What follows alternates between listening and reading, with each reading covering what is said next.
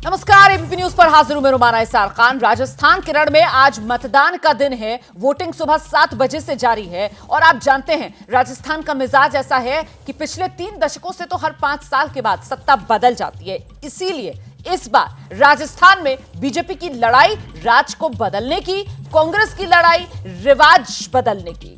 और इस बीच सूबे में जनता एक बार कांग्रेस तो एक बार बीजेपी को सत्ता की चाबी अब तक जो सौंपती आई है, तो उम्मीद से भरी कांग्रेस राजस्थान के जादूगर अशोक गहलोत गारंटियों के सहारे सत्ता में वापसी का सपना देख रहे हैं। आत्मविश्वास से लबरेज बीजेपी को मोदी के चेहरे को लेकर सबसे बड़ी जीत की उम्मीद है और आखिरी फैसला मतदाता कर रहा है। मरुधरा के महासमर की 199 सीटों पर राजस्थान की जनता सियासी सूरमाओं की किस्मत का फैसला कर रही है। इस बीच आपको जल्दी से तस्वीरें दिखा देते हैं। बाबा बालकनाथ की ये तस्वीरें हैं। अलवर के सांसद हैं और पार्टी ने तिजारा से इस बार उम्मीदवार बाबा बालकनाथ को बनाया है। वोट डालने के लिए पोलिंग बूथ पर बाबा बालकनाथ पहुंचे हुए हैं और यहीं पर मौजूद है हमारी सहयोगी निधि श्री। निधि,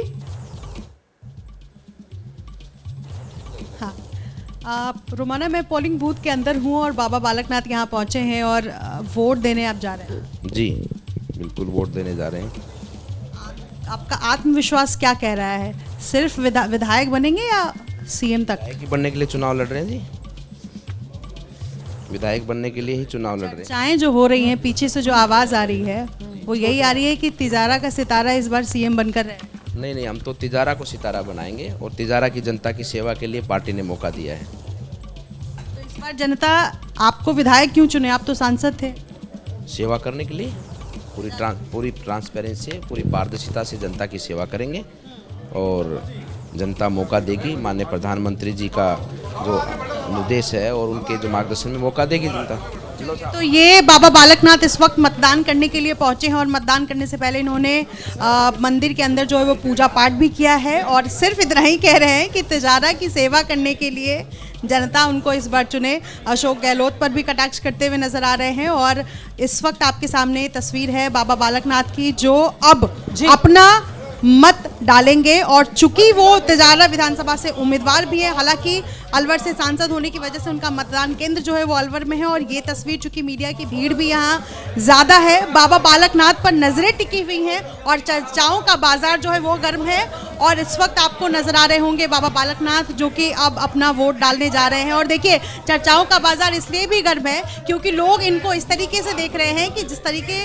से बीजेपी ने योगी आदित्यनाथ को मुख्यमंत्री बनाया, उसके बाद अब दूसरे योगी बाबा बालकनाथ यहाँ पर, जो कि देखिए विक्ट्री साइन आपको दिखाते हुए नजर आएंगे। विक्ट्री साइन, वोट दे दिया, चलो वोट दे दिया। ओह बिल्कुल, इंक्ड फिंगर दिखा दिया। स्याही भरी उंगली से। ये देखिए ना। और क्या अपील करेंगे लोग? बाहर लोगों से क्या अपील करेंगे? बाहर चलते हैं। लोगों से यही अपील करता हूँ, ये लोकतंत्र का उत्सव है और इसमें हम सब की जिम्मेदारी अपने लोकतंत्र के प्रति बनती है और सब लोग इसमें भागी बने और भारत के विकास के भाग्य विधाता बने। थोड़ा अशोक गहलोत, जितने आप आत्मविश्वास में नजर आ रहे हैं उतने ही आत्मविश्वास में अशोक गहलोत भी नजर आ रहे हैं और इस बार राजस्थान में कांग्रेस की सरकार दोबारा बनेगी, ऐसा दावा। देखिए, अशोक गहलोत तो झूठी हंसी हंसते हैं, झूठे कार्य करते हैं, झूठ बोलते हैं, यही उनका जीवन है। झूठ बोलना, बनावटी बातें करना और झूठ ही बोलकर लोगों को बनावटी हंसी दिखाते हैं। अंदर से बहुत टूटे हुए हैं, डरे हुए हैं और इतने डरे हुए हैं कि उनके भ्रष्टाचार के जिस प्रकार से उन्होंने यहाँ पर राजस्थान में गड्ढे खोदे हैं भ्रष्टाचार के, अब उन गड्ढों को से बाहर उनको निकाल कर उनके भ्रष्टाचार को जनता के सामने सब स्पष्ट किया जाएगा कि कैसे कैसे राजस्थान की जनता को उन लोगों ने लूटा है। और इस बीच आपको सीधी तस्वीरें दिखा देते हैं। सचिन पायलट मीडिया के सामने आए हैं, वो भी वोट डालने के लिए निकले हैं। सुनते हैं जरा क्या कह रहे हैं। केसी जी जीतने के बाद उस समय तो गांधी परिवार का कोई सदस्य राजनीति में था ही नहीं। ये बात 98 की है, तो ये खैर वो फैक्चुअली इनकरेक्ट है, पहली बात। दूसरी बात ये है कि व्यक्तिगत मुद्दों की जगह अगर राजस्थान की जनता की बात की होती, राजस्थान प्रदेश को केंद्र सरकार ने ये परियोजना दी है, ये स्पेशल पैकेज दिया है, या स्पेशल स्टेट का हमको स्टेटस दिया है, या कुछ ऐसा हमारे लिए करते 10 साल के लिए कार्यकाल में, तो हम मानते हैं उसको। प्रदेश के लिए विजन क्या है, आपका ब्लूप्रिंट क्या है, पब्लिक के लिए आप क्या करते हैं, तो उसको मैं समझता हूँ एक बेहतर संवाद होता। बहरहाल चुनाव है, सब भाषण देते हैं, कोई दिक्कत नहीं, लेकिन पब्लिक इस बार बीजेपी की अंदरूनी कलह को समझ चुकी है और हम लोग मिलकर चुनाव लड़ रहे हैं, इस बार ताकत से लड़ रहे हैं। और जो माहौल बना है कर्नाटक में जीतने के बाद, हिमाचल में जीतने के बाद, वो कांग्रेस के पक्ष में जा रहा है। मध्य प्रदेश में, छत्तीसगढ़ में वोट पड़ चुका है, वहाँ सरकार हमारी बन रही है। राजस्थान में भी आज जब मतदान हो रहा है, मुझे लग रहा है कि पब्लिक चाहती है कि एक बार दोबारा मौका कांग्रेस को देना चाहिए। आपके दिल, पीएम के दिल में आपके लिए प्रेम है, जिस तरह से आपका नाम ले रहे हैं, ऐसा कुछ फीलिंग जा रही है कि आपको दिल से बहुत मानते हैं? लगता है घबराहट है कि बीजेपी चुनाव हार रही है, हम ऐसा क्या करें कि कुछ ना कुछ करके हम लोगों का वोट बटोर लें। लेकिन पब्लिक बहुत समझदार होती है। बीजेपी जब हार की कगार पे आती है तो इस प्रकार की बातें बोलते हैं, मुद्दों से ध्यान हटकाने के लिए। आप ध्यान भटकाइए, माइंड डाइवर्ट करिए और वोट लीजिए। ये बीजेपी ने हमेशा से किया है। हम खींच के वापस लाते हैं महंगाई, बेरोजगारी, किसान, नौजवान, निवेश, शिक्षा, चिकित्सा, सड़क, बिजली, पानी। हम उस पर डिबेट करना चाहते हैं, आप डिबेट करना चाहते हो मंदिर पे, मस्जिद पे, हिंदुस्तान, पाकिस्तान। तो लोग समझ रहे हैं कि डेवलपमेंटल ओरिएंटेड और परफॉर्मेंस ओरिएंटेड पॉलिटिक्स कौन करता है। आपने जिस तरह से मेहनत की थी, मुझे अभी भी याद है, आप जबरदस्त थे। जिस तरह से आप गली गली, गांव गांव आप निकल जाते थे, किसी घर आप पहुंच जाते थे, वो एक बड़े तबके में इस बात की नाराजगी कि आपको वो ड्यू नहीं मिला जिसके आप हकदार थे, जो आपने संघर्ष किया था। क्या उसका असर भी आप देखते हैं? ऐसा है, किस्मत में जो लिखा है उसे कोई छीन नहीं सकता, और किस्मत में जो नहीं लिखा है उसे कोई दे नहीं सकता। तो ये तो अपना कर्म करो, और हम मेहनत करते हैं पार्टी के लिए, पार्टी जीते ये हमारी प्राथमिकता है। हम कैसे पब्लिक के लिए और काम कर सकें, अलग अलग राज्यों में सरकार बनेगी तभी कांग्रेस मजबूत होगी, और कांग्रेस ही भाजपा का विकल्प है हमें पार्टी के लिए, क्योंकि देश को आज एक बेहतर विकल्प ढूंढ रहे हैं लोग। तो कांग्रेस और इंडिया अलायंस एक वो विकल्प बनेगा इन चुनावों के बाद। एक बात और आपसे पूछूंगा मैं, अशोक गहलोत जी ने कहा कि 200 सीटों पर मैं लड़ रहा हूं, बाकायदा उन्होंने इस तरह का अपील भी की है। ये 200 सीटों पर मतलब एक तो कांग्रेस पार्टी लड़ रही है या अशोक गहलोत लड़ रही है, ये जो मैसेज गया है? वो आपने कुछ गलत समझा होगा। कांग्रेस पार्टी लड़ रही है, हाथ का सिंबल लड़ रहा है, हमारे 199 लोग मैदान में हैं, सब अपना चुनाव लड़ रहे हैं। हाँ, पार्टी का प्लेटफॉर्म, पार्टी की सोच, पार्टी की विचारधारा सबसे आगे है। हमारे मैनिफेस्टो है, हमारी लीडरशिप की सारी जो उन्होंने हमें ताकत दी है वो है। हर व्यक्ति चुनाव लड़ रहा है और मिलकर चुनाव लड़ रहे हैं, और कोई भी एक व्यक्ति ना तो चुनाव लड़वा सकता, ना जितवा सकता, ना हरवा सकता है। टीम एफर्ट होता है, हारती भी टीम है, जीतती भी टीम है। कांग्रेस ही लड़ रही 200 सीटों पर, कांग्रेस लड़ रही है। निश्चित रूप से कांग्रेस ही लड़ रही है, और कौन लड़ रहा है? तो कांग्रेस पार्टी के लिए वोट मांग रहे हैं, जो जीत के जाएगा कांग्रेस का विधायक बनकर जाएगा। और ये आप कभी कभी आप सब लोग बात फैलाते हैं गुट है, गुट, कोई गुट नहीं है हमारे यहाँ। तो राहुल जी, खड़गे जी गुट है कांग्रेस का। हम सब मिलकर चुनाव लड़ रहे हैं और मिलकर ही चुनाव जीतेंगे। और पिछली बार हम जब सरकार में थे तो हम चुनाव हार गए थे, 200 में से हम 21 सीट पर रह गए थे। तो वो उसके बाद जो संघर्ष किया, हमारी सीट 5 गुना बढ़ी, हम 100 तक पहुँचे। तो वो मुझे लगता है कि पब्लिक देख रही है कि कौन पार्टी विपक्ष में रहकर भी संघर्ष करती है। बीजेपी ने 5 साल कुछ किया नहीं, घर बैठे थे, फिर वो रथों पर चढ़ गए, यात्रा निकालनी शुरू कर दी, ये सोच के कि अब अपने आप वोट मिल जाएगा। लेकिन जो जनाक्रोश यात्रा थी बीजेपी की, ना तो उसमें जन था ना उसमें आक्रोश था, सिर्फ भाजपा के भाषण थे। आप हमेशा मुद्दों की बात उठाते हैं सचिन जी, आपने इस सरकार में रहते हुए भी आपने पेपर लीक का मुद्दा हुआ, आप उतरे, आप कभी परहेज नहीं किया आपने। क्या आप चाहेंगे कि जो लाल डायरी का इतना हल्ला हुआ है, इसकी भी एक जांच हो? है, करो ना जांच उसकी। वो है कहाँ, किसने बोला, क्या है? वो तो सब चुनावी हवाबाजी हो रही है ना उसमें। अगर कोई एविडेंस है, तथ्यात्मक कुछ आपके पास कोई टेंजिबल प्रूफ है, उस पर कार्रवाई करो, कौन रोक रहा है? लेकिन चुनाव से ठीक पहले आप एजेंसीज भेज रहे हैं नेताओं को डराने के लिए, उनको भयभीत करने के लिए, वो गलत है, वो पॉलिटिकली मोटिवेटेड है। बाकी करप्शन पे जीरो टॉलरेंस, पेपर लीक पे जीरो टॉलरेंस। और मुझे खुशी है कि मेरे उठाने के बाद पार्टी ने इसको मुद्दा बनाकर सरकार के माध्यम से नया कानून बनवाया है। उस कानून में उम्र कैद का प्रावधान रखा गया है, और देश में किसी राज्य में इस प्रकार का प्रावधान नहीं है। तो पेपर लीक हर जगह हुए, लेकिन हम लोगों ने उस पर एक्शन लिया ना, पब्लिक के सेंटिमेंट्स को हमने समझा, उठाया, पार्टी ने उसको ठीक समझकर उस पर कार्रवाई करी, तो उसका लाभ मिल रहा है ना। आज हर बार हम चुनाव जीतते हैं फिर सरकार नहीं बना पाते हैं, इस बार हम कॉन्फिडेंटली क्यों बोल पा रहे हैं? हमने कुछ करेक्टिव मेजर्स लिए हैं, कुछ हमने रास्ता ठीक करने की कोशिश की है, उससे उसका लाभ पार्टी को मिल रहा है, सरकार को मिल रहा है। एक आखिरी सवाल, आपके दिल में कुछ क्या अशोक गहलोत के लिए कुछ गिला शिकवा है? क्योंकि ये कहा था कि आपको आपका ड्यू नहीं मिला, ये लगातार बात होती है, दिल में कुछ? राजनीति में व्यक्तिगत कोई इशू नहीं होता, इशू सैद्धांतिक होता है, प्रिंसिपल का होता है, मुद्दों का होता है, और होना भी चाहिए। व्यक्तिगत पसंद नापसंद की कोई जगह राजनीति में नहीं है। मेरे संबंध सबसे संबंध अच्छे हैं, अच्छे रहेंगे। और मेरे बारे में कुछ भी कहा गया हो, मैंने कभी भी ऐसे शब्दों का प्रयोग नहीं किया जो एक्सेप्टेबल ना हो। और मैंने बहुत कुछ सुना है, लेकिन मैंने कभी रिस्पॉन्ड नहीं किया। फैक्ट है कि आपने कभी, आपने वो जो रेखा है वो कभी पार नहीं की, ये कहा जाता है। मेरे संस्कार ऐसे हैं कि मैं नहीं कर सकता हूँ। मुझे आदर सम्मान करने का एक मुझे वरदान मिला हुआ है मेरी परवरिश के माध्यम से, तो मैं तो कभी कर नहीं सकता हूँ। मैं तो हमेशा सबका रिस्पेक्ट करता हूँ और करता आया हूँ। और नई जो पीढ़ी हमको देखती है आपके चैनल के माध्यम से, उनको हम क्या इमेज पोर्ट्रे करना चाहते हैं, तो शब्द तो मुंह से निकल जाता है, वापस नहीं आता है, तो बहुत सोच समझ के हमें प्रयोग करना चाहिए। बहरहाल जो पहले कहा वो मेरे को तो खड़गे जी, राहुल जी ने कहा कि भाई माफ़ करो, भूलो, आगे बढ़ो। कर दिया आपने माफ। सब आगे बढ़ रहे हैं, अब आगे की देख रहे हैं सरकार कैसे बने, कांग्रेस मजबूत कैसे हो। हमारा देश में जो आज बुरा हाल कर रखा भाजपा ने, उसको सुधारने के लिए, कांग्रेस को मजबूत करने के लिए सब मिलकर काम कर रहे हैं। बस एक आखिरी सवाल, आपको निकलना है टोंक के लिए, इसलिए और नहीं आपको रोकूंगा मैं। धन्यवाद, आपने वक्त दिया। कि कभी भी, चूंकि आपको लेकर के बड़ी स्पेकुलेशन है, सचिन पायलट आज इधर हैं, कल उधर भी आ सकते हैं, क्या आप एकदम निश्चिंत हैं कि कभी आप कांग्रेस पार्टी नहीं छोड़ेंगे? आपके कई साथी छोड़ गए, सिंधिया जी छोड़ गए, मेरे विरोधी बहुत लंबे समय से बहुत सारी बातें कर रहे हैं, लेकिन आप जैसे समझदार पत्रकारों को देखना चाहिए कि मैं कह क्या रहा हूँ और कर क्या रहा हूँ। मेरे बारे में लोग क्या बोलते हैं वो इम्पोर्टेंट नहीं है। राजनीति में सब तरह के लांछन लोग लगाते हैं, आरोप लगाते हैं, और कौन किस पार्टी में रहता है किसी ने कोई पकड़ के रखा नहीं है, हर एक की चॉइस होती है। लेकिन हम लोग बंधे हुए हैं एक विचारधारा से, और हम चाहते हैं कि देश को बेहतर करने का ये बेस्ट माध्यम है, इसलिए पार्टी के लिए जीत जान से काम करते हैं। देश के किसी कोने में जहाँ हमें काम किया गया है, निष्ठा से, ईमानदारी से, पूरी मेहनत शिद्दत से उसको डिलीवर किया है, चाहे दिल्ली हो, चाहे जयपुर हो, चाहे संगठन हो, चाहे सरकार हो।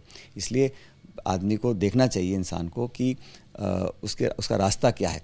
बाकी राजनीति में तो अफवाहें और आरोप लगाने का तो कोई अंत ही नहीं है।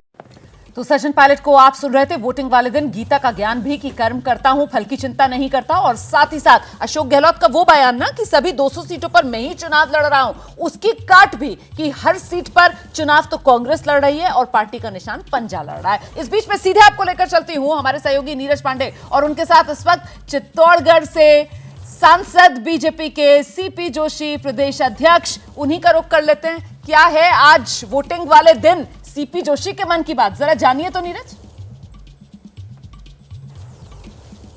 जी बिल्कुल रवाना, मेरे साथ सीपी जोशी जी हैं, चित्तौड़गढ़ से सांसद हैं और भारतीय जनता पार्टी के प्रदेश अध्यक्ष हैं, जो सुबह सुबह उन्होंने उपमा हमें खिलाया, खुद भी खाया और हमें भी खिलाया, और साथ में उनके जो कार्यकर्ता हैं उन्होंने भी उनके साथ उपमा का स्वाद लिया। सर, आप उपमा खा रहे हैं, लेकिन अशोक गहलोत तो कह रहे हैं कि हमारी वापसी हो रही है, विदाई हो रही है, और ये कल उन्होंने खुद ने भी स्वीकार कर लिया कि अब हमारी सरकार नहीं बनने जा रही। और उसके पीछे कारण है, उन्होंने भी फीडबैक लिया है, पूरे प्रदेश में जहाँ जहाँ भी गए हैं लोगों ने गहलोत जी आप जाओ और मोदी जिंदाबाद के नारे लगे। ये एक नहीं अनेक सभाओं में हुआ। ये स्पष्ट संकेत है कि आपने 5 वर्षों में जो वादे करके, जो गारंटी देकर वादा खिलाफी की है, लोगों को ठगा है, भ्रष्टाचार हुआ है, युवाओं के सपनों को तोड़ा है, आपने किसानों को धोखा दिया है, कई किसानों ने आत्महत्या की है, आप महिलाओं की सुरक्षा नहीं कर पाए, उल्टा आपने उनको दंश दिया और उनको जले पर नमक छिड़का है कि आप 56% दुष्कर्म के मामले फर्जी होते हैं, जहां मुखिया का काम होता है कि उनकी सुरक्षा करना, और जो ऐसा करता है उनको सज़ा देना। आप कहीं न कहीं दुष्कर्मियों के साथ दिखाई दिए, आप कहीं न कहीं भ्रष्टाचारियों के साथ दिखाई दिए, आप कहीं न कहीं पेपर लीक करने वालों के साथ दिखाई दिए, आप माइनिंग माफिया और बजरी माफियाओं के साथ दिखाई दिए। इसलिए राजस्थान की जनता ये बर्दाश्त नहीं कर सकती, और आप हमेशा सनातन को गाली देने वालों के खिलाफ और गाली देने का काम किया। इसलिए राजस्थान हमेशा सौहार्द वाला प्रदेश रहा है, भाईचारा प्रदेश रहा है। चुनाव क्या सनातन और सनातन विरोधियों के बीच में अनेक विषय है, जिसमें ये भी एक प्रमुख विषय है। आप ये देखिए कि एक त्यौहार पर आप 24 घंटे बिजली देते हो, दूसरे त्यौहार पर आपको चिंता नहीं। पीएफआई जैसे आतंकवादी संगठन को आप परमिशन देते हो कार्यक्रम की, और हिंदू नववर्ष पर आप कार्यक्रम करने पर प्रतिबंध लगा देते हो, आप भगवा पताका लगाने पर प्रतिबंध लगा देते हो, आप प्रभु श्री राम का नारा करौली में कुल लगाए तो उनके ऊपर एफआईआर लॉन्च हो जाती है, आप राम दरबार को तोड़ देते हो, आप शिव मंदिर को ड्रिल मशीन से तोड़ देते हो। ये राजस्थान की जनता बर्दाश्त नहीं कर सकती। जी, अशोक गहलोत ने राजस्थान अस्मिता का नारा दिया है, उन्होंने एक फ़ोटो ट्वीट की है और फिर एक बार कहा है उन्होंने कि गुजराती और मारवाड़ी के बीच में चुनाव है, मारवाड़ी को राजस्थान चुनेगा। देखिए, वो आप फिर कहीं न कहीं तुष्टीकरण आपने धर्म पंथ में किया, आप देश में भी जो आपने आज़ादी के समय देश को तोड़ने का काम किया, फिर से वही कांग्रेस पार्टी के लोग कर रहे हैं। आज क्या सरदार पटेल गुजरात के नहीं थे, जिन्होंने पूरे देश की रियासतों का एकीकरण किया? आपने उनको भी पीछे धकेला, और नरेंद्र मोदी जी सिर्फ गुजरात नहीं, हिंदुस्तान के 140 करोड़ लोगों के अटूट विश्वास के प्रतीक हैं, जिन्होंने आज कोई गरीब हो, मातृशक्ति हो, युवा हो, बुजुर्ग हो, किसान हो, हर व्यक्ति का अटूट विश्वास नरेंद्र मोदी जी में है। और आइए अब आपको चित्तौड़गढ़ से सीधे जोधपुर लेकर चलती हूं, जहां केंद्रीय मंत्री पहुंचे हुए हैं। गजेंद्र सिंह शेखावत वोट डालने के लिए लाइन में लगे हुए नजर आ रहे हैं। रविकांत वहीं पर मौजूद है। रविकांत, देखिए, यहाँ पर गजेंद्र सिंह शेखावत लाइन में लगे हुए हैं, एक अपने आप में संदेश भी है। और चूंकि लाइन में है इसलिए राजनीतिक बात बहुत नहीं कर रहे हैं, लेकिन क्या संदेश देंगे आज आप? चलिए, सब पंक्ति से बाहर आने के बाद करते हैं ना, वोट कास्ट करके फिर करते हैं। वोटिंग परसेंटेज बढ़ने की उम्मीद है? चलिए, बाद में बात करते हैं। मैंने आपको तो गजेंद्र सिंह शेखावत आप देख रहे हैं कि लाइन में लगे हुए हैं, और चूंकि लाइन में लगे हुए हैं इसलिए जो एक प्रोटोकॉल है उसका पालन कर रहे हैं। लेकिन ये उम्मीद की जा रही है कि जिस तरीके से लाइन लंबी है, यहाँ पर आप देख रहे हैं कि एक लंबी लाइन यहाँ पर लगी हुई है। बिल्कुल, लेकिन जरा मंत्री जी के सामने जो वहां पर आम लोग खड़े हुए उनसे तो पूछ लीजिए ना, कौन सा मुद्दा प्रभावी है, किस मुद्दे के लिए आए हैं वोट डालने के लिए? जल्दी से रविकांत। बिल्कुल, यहाँ पर जो लाइन लगी हुई है उसमें जो वोटर्स हैं उनसे हम बात कर रहे हैं। आप लोग बताइए, काम पर वोट दे रहे हैं कि नाम पर? बताइए, काम पर कि नाम पर? बताइए सर, आप लोग बताइए, काम पर नाम पर, किस चीज़ पे? काम पे। तो यहाँ पर जो वोटर्स हैं वो काफ़ी साइलेंट हैं। आप देखेंगे कि महिलाएं भी हैं, महिलाओं की भी एक लंबी लाइन है। किस तरह से यहाँ पर वोटिंग हो रही है वो सुबह से ही हम देख रहे हैं कि पहली जो वोटिंग हुई है उस समय से ही लोगों की संख्या काफी ज्यादा थी। बिल्कुल, तस्वीर बहुत अच्छी है क्योंकि कतारें लंबी लंबी नजर आ रही हैं और आपने देखा पहुंच गए गजेंद्र सिंह शेखावत भी वोट डालने के लिए लाइन में लगे हुए नजर आ रहे हैं, इंतजार कर रहे हैं अपनी बारी का। और अगर आपके इलाके में भी आज वोटिंग हो रही है तो फिर वोट जरूर डालिए, अपनी जिम्मेदारी जरूर निभाइए। राजस्थान चुनाव में वोटिंग जारी है, दिग्गजों की तस्वीरें आना शुरू हो गई हैं। तस्वीर आपको दिखा देती हूं अब सचिन पायलट की। अब से कुछ देर पहले सचिन पायलट को आप सुन रहे थे एबीपी न्यूज पर हमारे सहयोगी अभिषेक उपाध्याय से खास बातचीत उन्होंने की और अब अपने घर से वो निकल गए हैं। मंदिर की ये तस्वीरें आप देख रहे हैं जहां पहुंचे हुए हैं सचिन पायलट। आज इम्तिहान का दिन है कांग्रेस के लिए, सचिन पायलट महत्वपूर्ण और सचिन पायलट के लिए ये विधानसभा चुनाव भी बेहद महत्वपूर्ण, क्योंकि कहीं ना कहीं कांग्रेस पार्टी उम्मीद कर रही है कि जो गुर्जर वोट बैंक है उसे कांग्रेस के पाले में लाने में बड़ी जिम्मेदारी सचिन पायलट को निभानी होगी। क्या इस जिम्मेदारी में सचिन पायलट कामयाब हो पाएंगे, नहीं हो पाएंगे, इसका एक टेस्ट है। सचिन पायलट को देख रहे हैं आप, निकले हैं मंदिर में दर्शन के बाद वोट डालने के लिए। अभिषेक उपाध्याय हमारे सहयोगी वहीं पर मौजूद हैं, जरा सुनते हैं क्या कहा सचिन पायलट ने।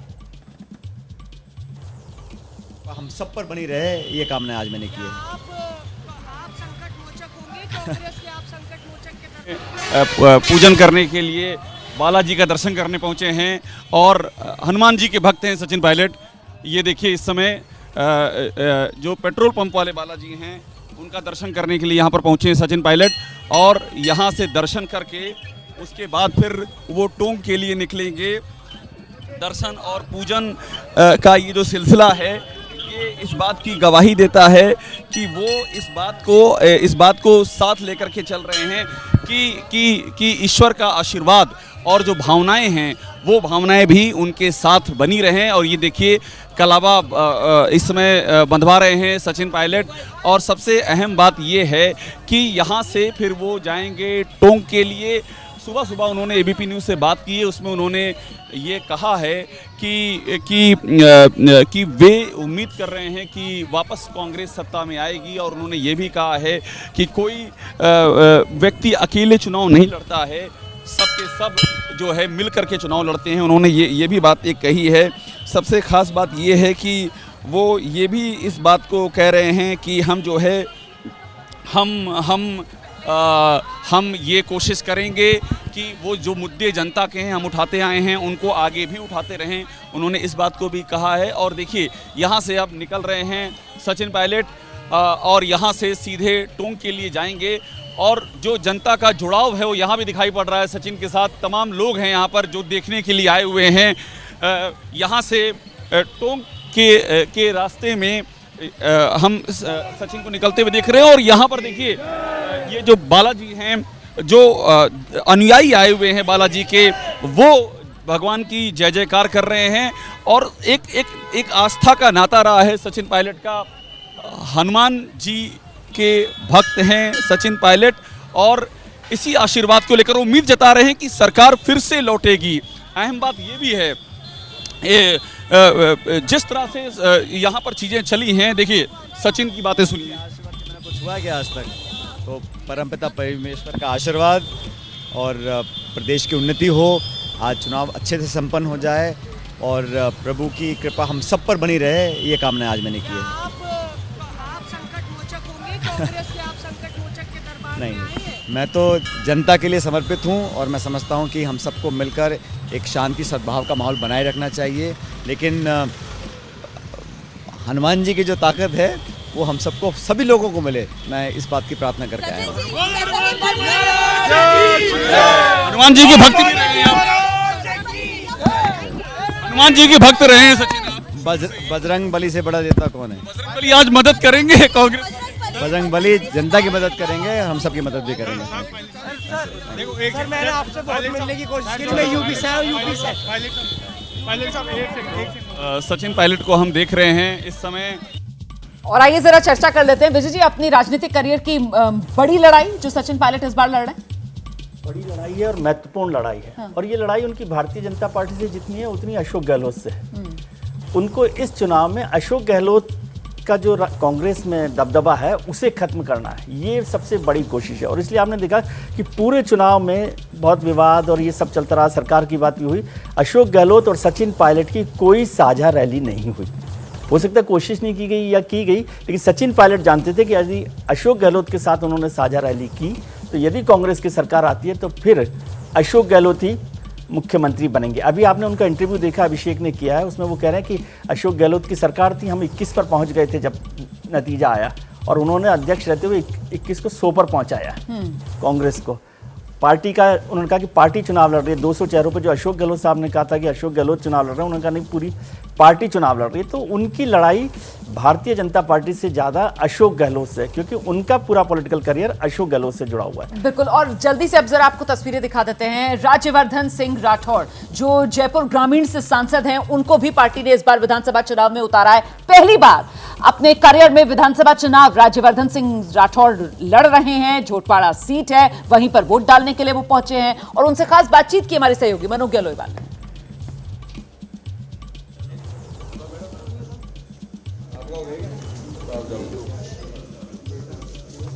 तो ये तस्वीरें आपके सामने आप देख रहे हैं। कर्नल राज्यवर्धन सिंह राठौड़ कतार में खड़े हुए इंतजार करते हुए अपनी बारी का।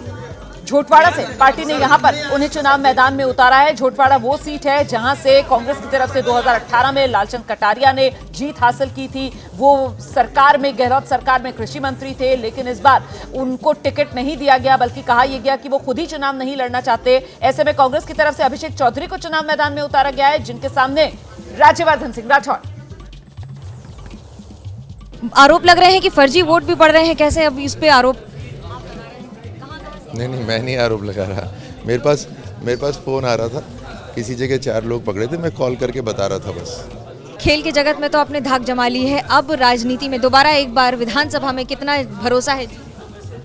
नहीं, हम जीतेंगे, निश्चित तौर पे जीतेंगे, बट मैं तो 2 बार लोकसभा में भी रह चुका हूँ, तो राजनीति में नया नहीं हूँ। हाँ जी, बिल्कुल। क्या कुछ बदला है? और इस बार अगर मैं ये कहूँ कि राज बदलेगा कि रिवाज? नहीं, 100% सरकार चेंज हो रही है, कोई चांस ही नहीं है।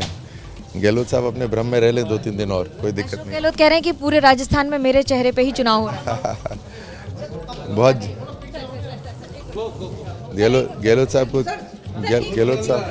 ये बड़ी बात, और लगातार ये कहते हुए कि, और ये भी कहते हुए कि जिस तरह से अभी तक राजनीति में लोकसभा में जीत हासिल की है, क्या इस बार फिर से विधानसभा में उसी तरह की पैठ और जीत हासिल होगी? कैमरा पर्सन सूरज पांडे के साथ मनोज गहलोत, जयपुर, राजस्थान, एबीपी न्यूज।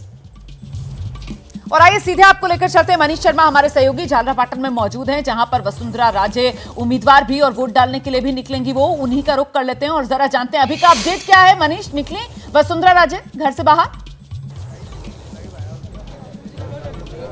बिल्कुल, वसुंधरा राजे अपने घर से निकलने के बाद यहाँ पर एक नाड़ी के बालाजी मंदिर है, वहाँ पर उन्होंने अपने बेटे सांसद दुष्यंत सिंह और अपने पोते विनायक के साथ पूजा की। और अभी मैं जिस जगह खड़ा हूँ ये वो मतदान केंद्र है जहाँ पर वसुंधरा राजे अपने परिवार के साथ कुछ ही देर में वोट डालने के लिए पहुँचेगी। आज अगर वसुंधरा राजे के पूरे दिन के कार्यक्रम की बात की जाए तो झालावाड़ में उनके निर्वाचन क्षेत्र के अलावा जो बाकी विधानसभा क्षेत्र हैं वहां के मतदान केंद्रों पर रहेंगी, कार्यकर्ताओं से लगातार मिलती रहेंगी और पोलिंग खत्म होने के बाद वो अपने घर पर इस मुद्दे को लेकर बैठक भी करेंगी।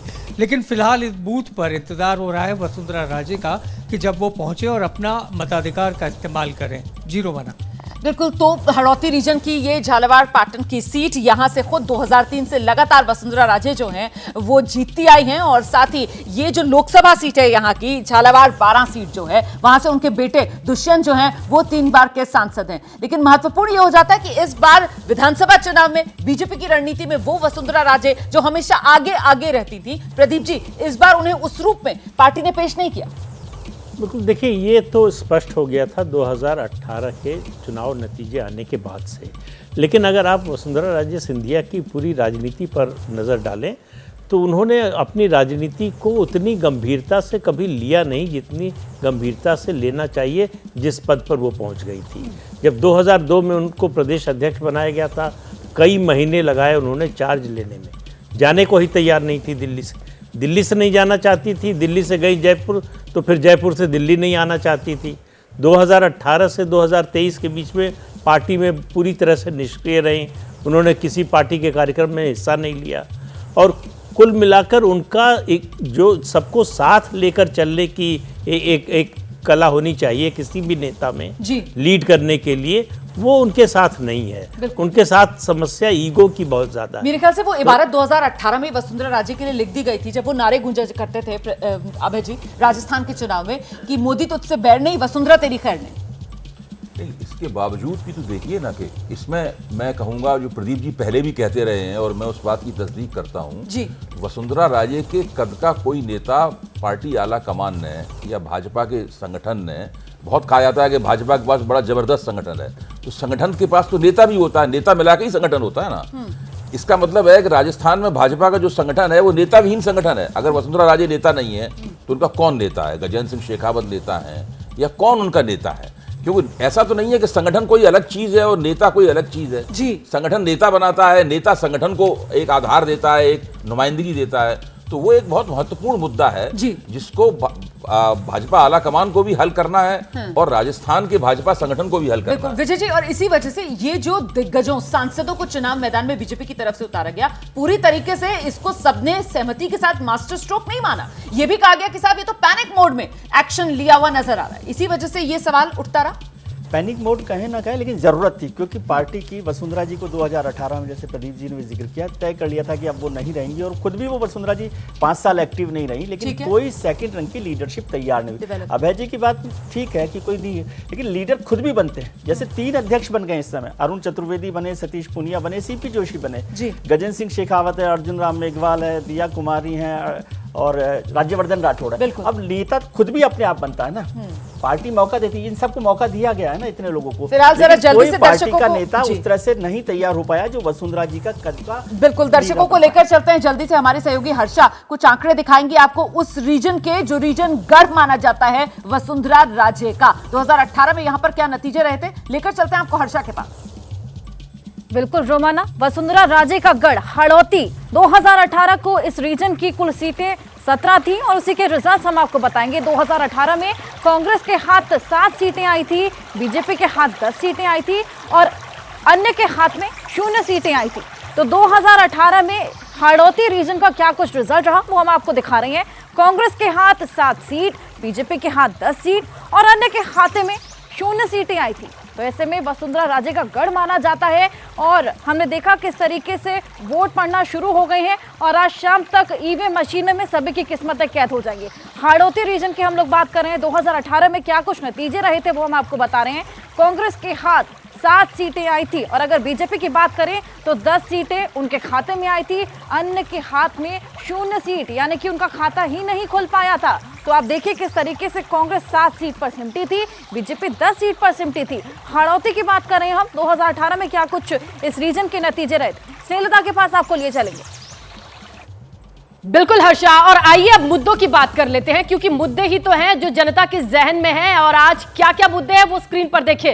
लाल डायरी जिसका जिक्र कब से शुरू होता है और अब जनता को इसकी फिक्र है या नहीं, ये जनता आज डिसाइड कर ही देगी।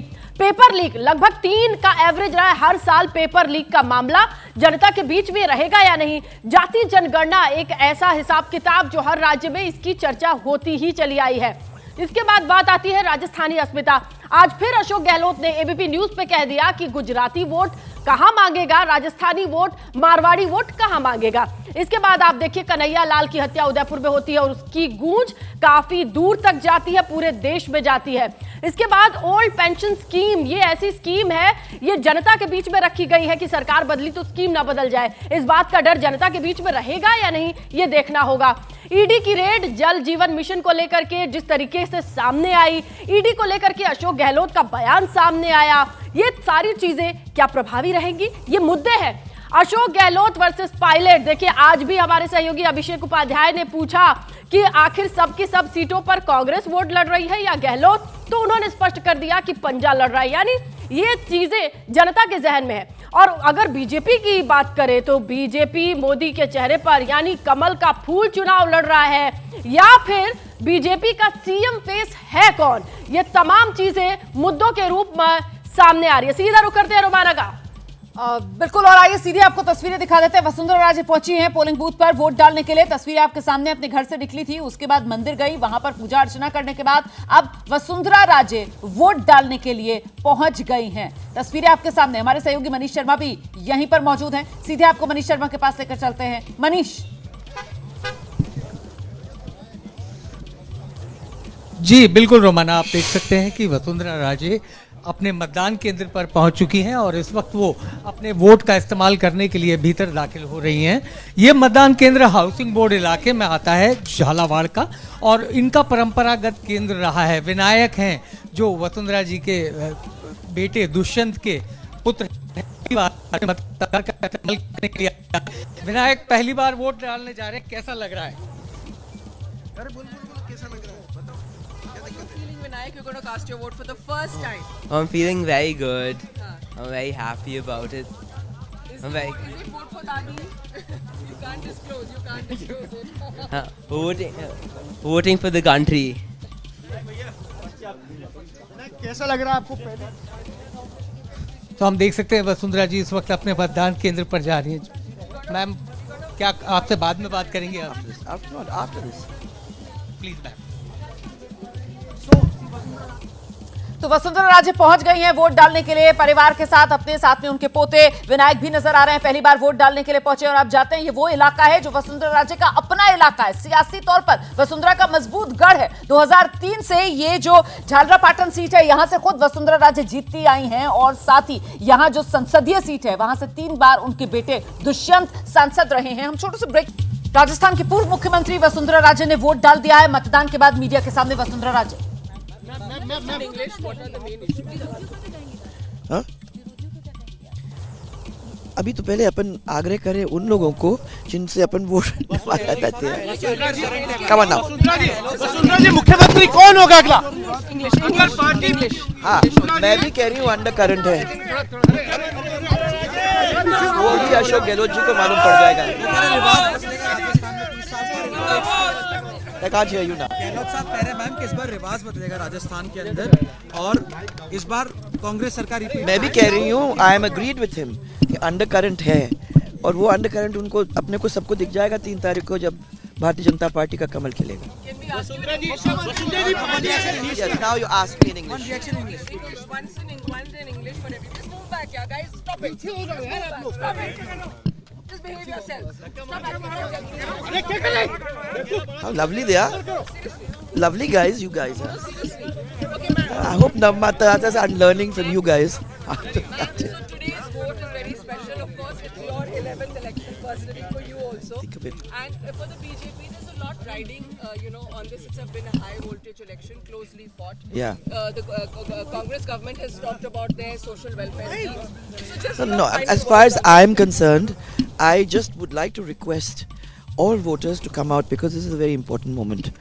All voters, especially the young ones, the new ones, it's a major request to all of them to come out to vote. जैसे मैंने कहा, I hope the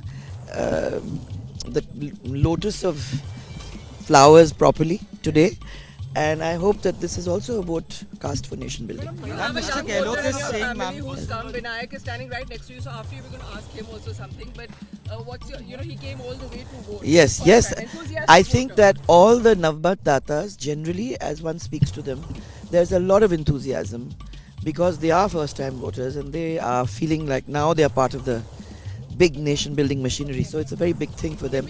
And he's driven all night to come here. Ma'am, Mr. Gehlot is saying that this time there is an undercurrent and the Riwaz would be changed in Rajasthan. And I am also agreed that there is an undercurrent. But he will recognize the undercurrent on the 3rd. And I think that undercurrent would make it very clear that the undercurrent is in favor of the BJP. He is alleging polarizing the votes instead of fighting on the issues of development.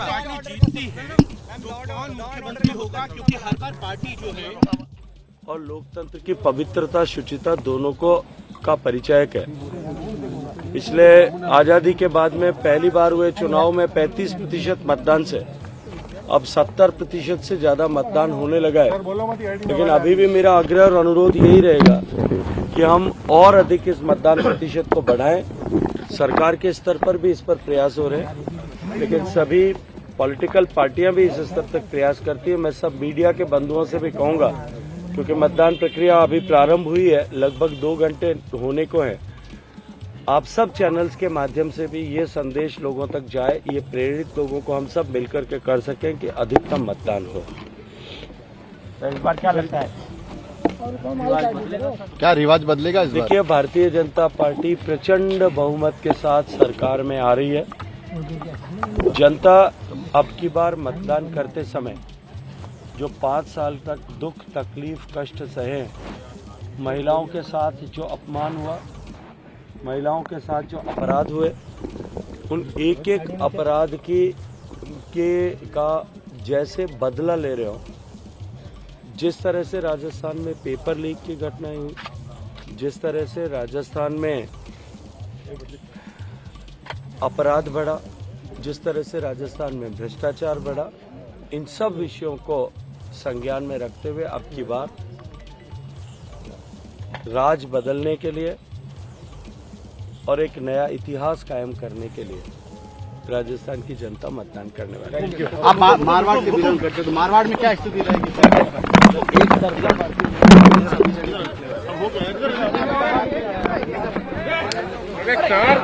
केंद्रीय मंत्री गजेंद्र सिंह शेखावत को आप सुन रहे थे। Vote डाल दिया है, ज्यादा से ज्यादा लोगों से वोट डालने की अपील। 5.25 करोड़ के करीब राजस्थान में मतदाता है, जिसमें 21,90,000 फर्स्ट टाइम वोटर है। और ऐसे में एबीपी न्यूज भी आपसे यही अपील करा, अगर आपके इलाके में भी आज वोटिंग का दिन है तो फिर वोट जरूर दीजिए।